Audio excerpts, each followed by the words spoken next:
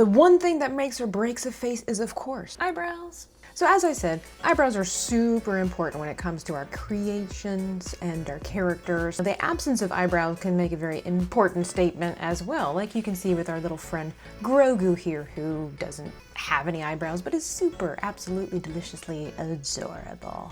But let's just sketch out some basic eyebrows. Okay, so you've got your bar that doesn't really have much of an arch to it, just a little bit of a curve near the edge. You know, you kind of examine people's faces and you'll notice that we all kind of have an arch, but some people have a higher arch than other. Angelica Houston comes to mind, but then you have people like Rob Pattinson where it's just kind of straight across, and then other people where it's just like Gandalf eyebrows. So which ones do you choose?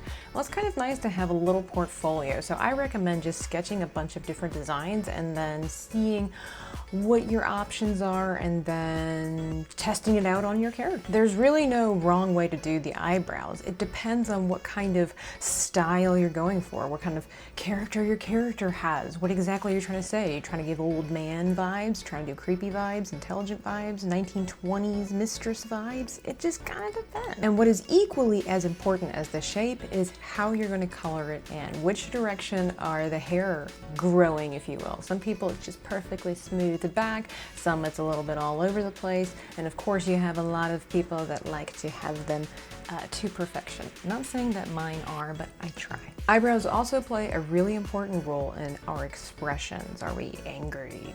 You know, are we sad? Are we elated?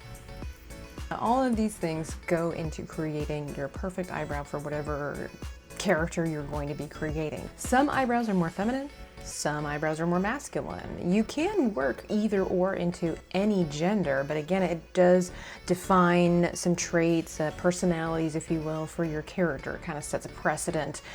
Typically, most women have manicured eyebrows, more effeminate men have manicured eyebrows, whereas masculine men just kind of let it go wherever the wind takes it. So that's just to give you kind of an idea of what you can do with eyebrows. Again, no right or wrong, but you know, there can be a direction that you would like to follow. And of course, always looking for references and paying attention to the people that are around you or your perfect references. Go to the mall, go to the movies, go to the theme park, go to your sister's cousin's best friend's house when they're having a soiree, and just kind of watch people. Try not to be creepy about it and see what exactly it is that defines their eyebrows, like what exactly makes them stand out one to another. And always remember that when you are drawing and or coloring your eyebrows, as my cousin would say, they're meant to be sisters, they're not meant to be twins. So it's okay if they don't look exactly alike, because in fact, the less exact they look like, the more realistic they are. So it's a nice little life hack there. Now when it comes to coloring your eyebrows, you do want to treat it kind of like the way that you color your hair, and I do have a video for that.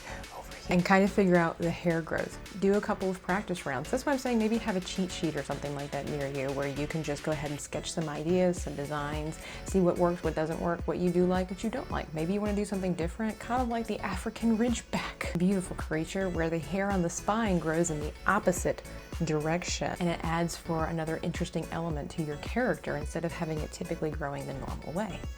The fun thing about eyebrows when you're doing your character creations that you can go all out. Number one, you can have really super wonky shapes, basic shapes, but then you get to color them however you want. I mean, you could have a character that has green hair and has brown eyebrows, or the vice versa. You could have a character that has brown or blonde hair and you decided to give them green or purple eyebrows. There's no wrong way to do that. It's just a color choice, but how you color it is important. Try to find a more realistic flow. Again, if you're trying to take your creations, your drawings to another level, you want to have an element of realism incorporated somehow. And the way that you do that when you're working with non-realistic elements like vibrantly colored hair is that you want it to have a more realistic shape, and you want to definitely have a more realistic pattern with the hair growth.